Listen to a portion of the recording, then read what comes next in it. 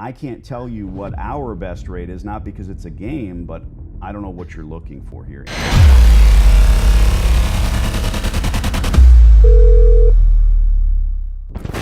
Subscribe. Don't miss the lives.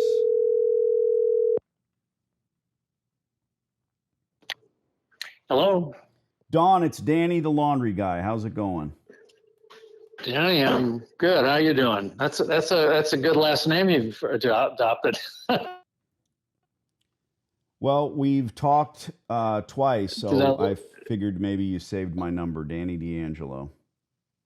Yeah, no, I know. I recognize your voice. Nice talking to you again. I guess we got cut off last time we were talking. I'll be happy to present whatever you feel will work for you to the owners. The situation at that space right now is there's a couple people looking at it, but not for laundry use. And there's actually a couple that have expressed interest for laundry. Who knows about that? But depending on which way it goes, the owners are getting ready to do some roof work, and that laundry has a lot of roof penetration. So if it gets leased as a laundry, obviously they'll stay. And if it gets leased as something else, which might be a possibility, then none of that stuff is needed anymore. And they're getting ready to do some roof work. So they're trying to make a decision on that. But, happy to present, if you want to figure out what makes sense for you to get involved, be happy to see if we can get it done. 100%. Let me touch on what I believe are 3 points that you mentioned. Firstly, you're correct. Coin laundromats always have tons of roof penetrations for the candy canes. Nice beaver. Thank you. The air for the makeup air as well for the dryers, what we call tumblers in the industry. So that's common. And normally the air conditioning is shot too, because if there's 20 years of usage for a laundromat, you'd be surprised, because HVAC units not only cool the air, but also remove moisture. And laundromats are very hard on the units because there's tons of heaters inside of the location, which are the tumblers. Sure. And then, all the washers throw tons of moisture into the air. So every HVAC unit on the entire building was replaced Nice. within the last year. They're all brand new. Good for you. The other thing is, sure, if we're no longer moving forward with laundromat, I can't blame you. These places go away because the lease rates that we can pay are not even typically the standard rate, much less what might be a Neiman Marcus versus Walmart. That said, I don't blame you for looking at other options, whether it's a convenience store or a national chain. But I can't send Well, you... there's a kidney dialysis business that's been looking for a big space, and that's one possibility. But the interesting thing about that laundromat, the current owners have owned the building for a few years, but obviously they inherited all the lease files from the former owners. So there's been 3 owners, well, maybe more, I don't know, but that we know of that laundromat. The first one sold it to somebody, and then that party ran it for a while and sold it to somebody else. And not only did they sell it for a pretty good chunk of change, all their financials are in the lease files, and they were doing well up until COVID. And the last owners who, I don't know for sure, but my opinion is they really didn't know how to operate any business, much less a laundromat. So, they just kind of got themselves into trouble. Plus COVID having run 36 stores in 3 states, let me tell you this: the person that builds the laundromat isn't able to earn. Why would you spend all of that money on gas, water, electric, environmental impact fees? It's almost impossible to recuperate those costs, right? So they're built by distributors typically. The equipment gets sold for double the worth. It becomes a showroom where they're basically selling you not a car, but the entire dealership. That's what they do. So the next operator comes in and is able to earn money because they're not building that infrastructure out. Then they sell it, and the 3rd, 4th, 5th operator has no idea what they're doing. Our modus operandi is simple because we are after that infrastructure that's there. We wouldn't be talking if it wasn't still intact. and you're keeping those options open. I have a simple question. I need to know from you, Don, what the rate of rent is. And if it is commensurate, we will put together a letter of intent if it makes any sense whatsoever. You're weighing all of these options. You're the beautiful girl, and prom is next week. So you have to figure out who you're taking to the dance. If we throw our hat in the ring, it may not make sense versus the kidney dialysis place. And you might have to spend 80,000 to vanilla the spot, but it may make perfect sense for you. I really don't know. But again, we've been asking for almost a month. What's the rate? What do you want to collect here? Well, I don't. I wish I had an answer for you. I don't. I could do a little checking on other leases there. I'm in LA, so I'm a little out of the loop on the market up there. But obviously, they're hoping to get market rate, or somewhere in that vicinity of what other similar spaces are going for. But they haven't listed the property yet because of these other things they're trying to sort through, and not to mention the fact they've got guarantees from 3 people on that lease that they may or may not be able to collect from. That remains to be seen. So, the original owner, the guy that sold, the next owner, and then the final owner that moved out. So you're telling me that you have 3 guarantors on this space? Well, the original owner subleased it, so they're okay. The operator. You're not talking about the landlord, the operator.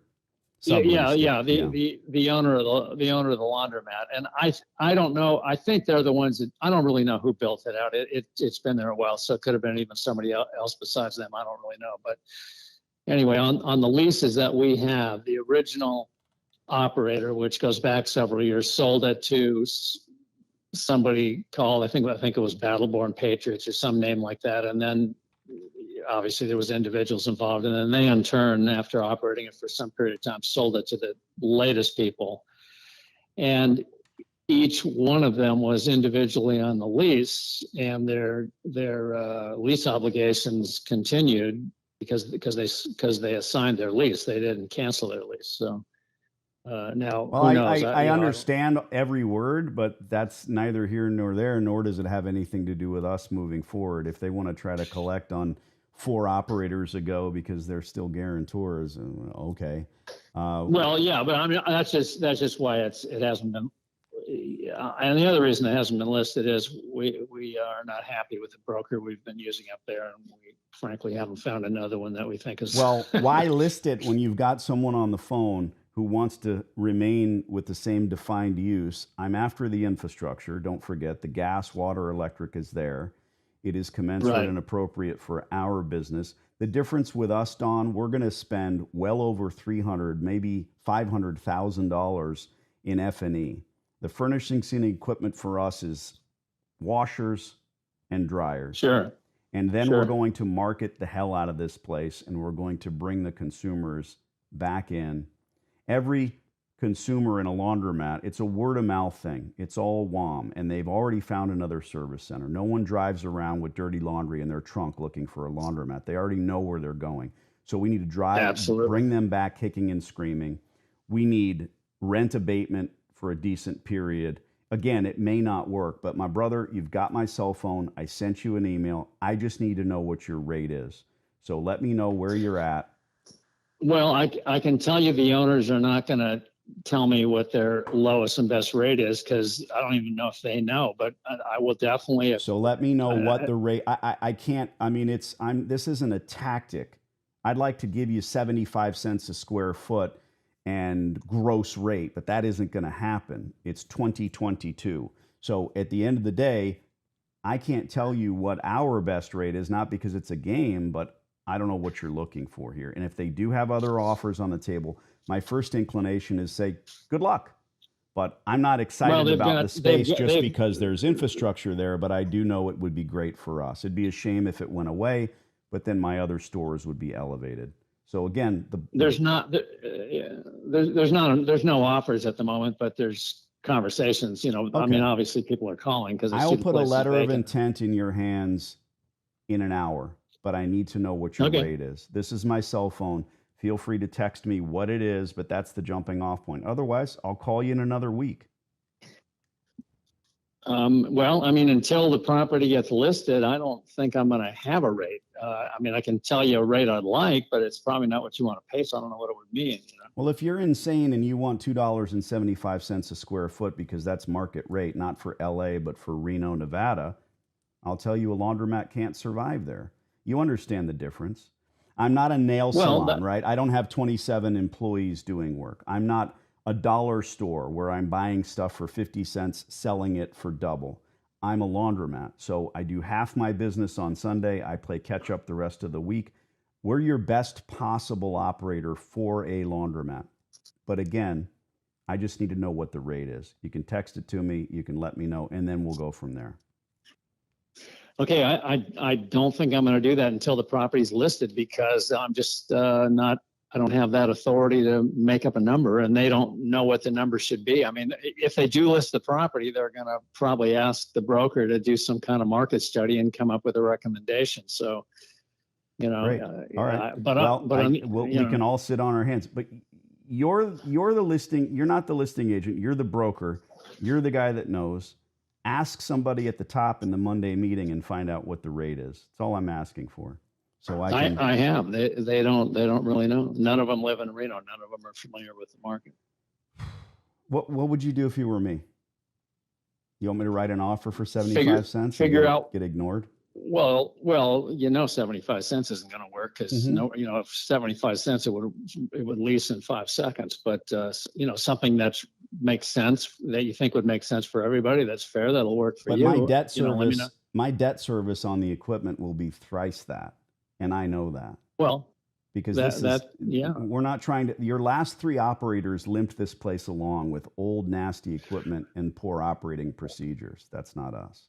Well, it wasn't old equipment when they first put it in, and I have their financials. They were making a lot of money. The first 2 guys, the third guys never provided financials as they were supposed to. The first 2 guys made a lot of money in that space, surprising amount of money, and they sold it for a crazy high price, which is probably why. It's the same thing with restaurants. I heard you say that. Yeah, same thing with restaurants. Yeah.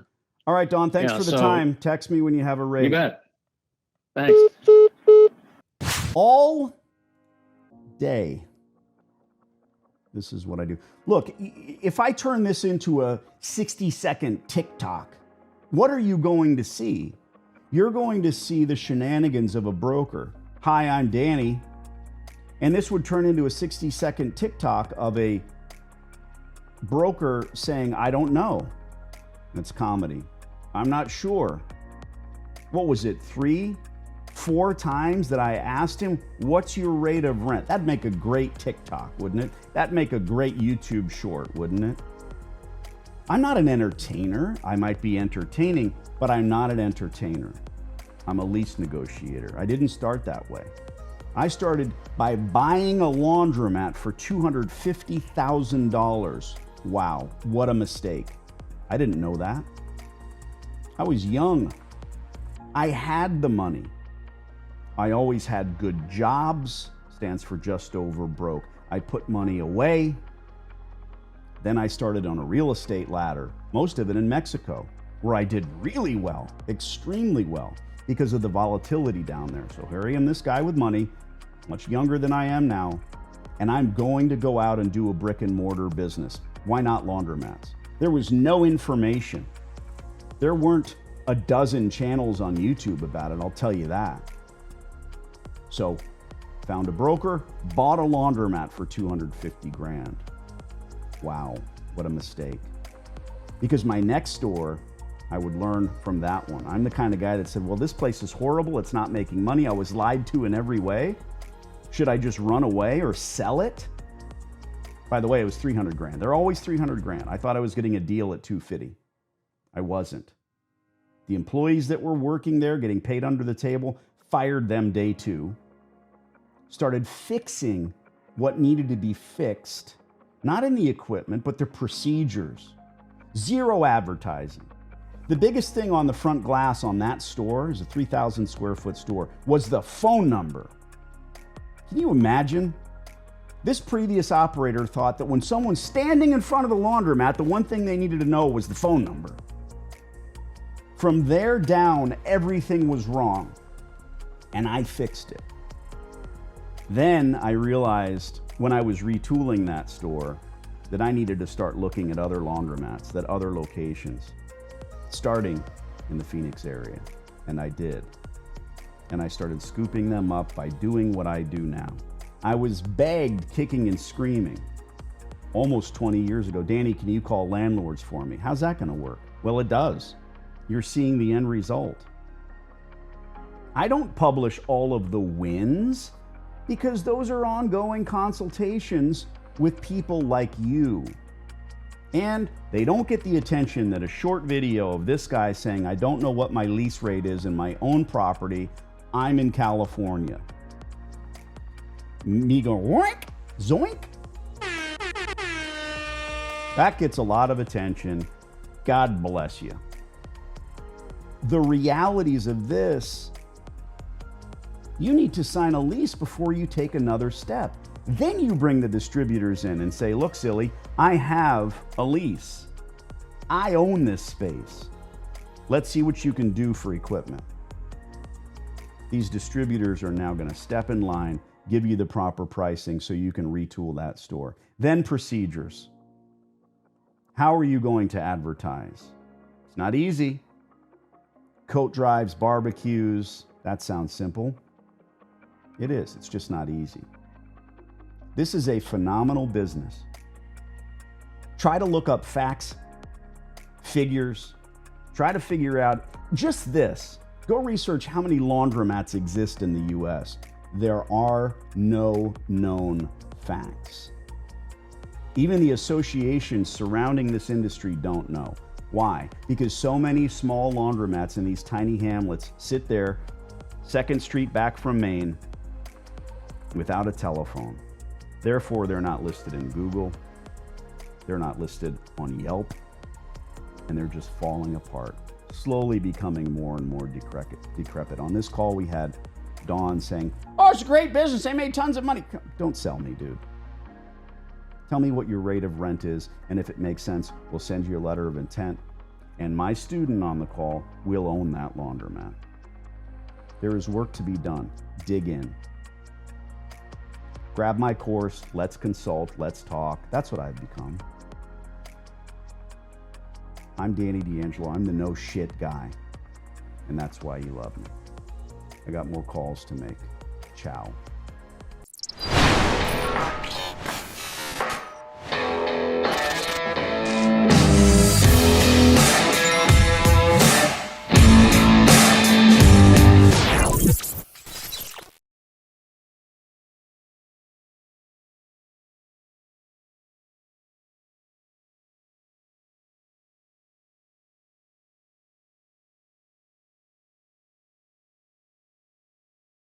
I'm pretty sure this hot water heater's got a few more good years left in it.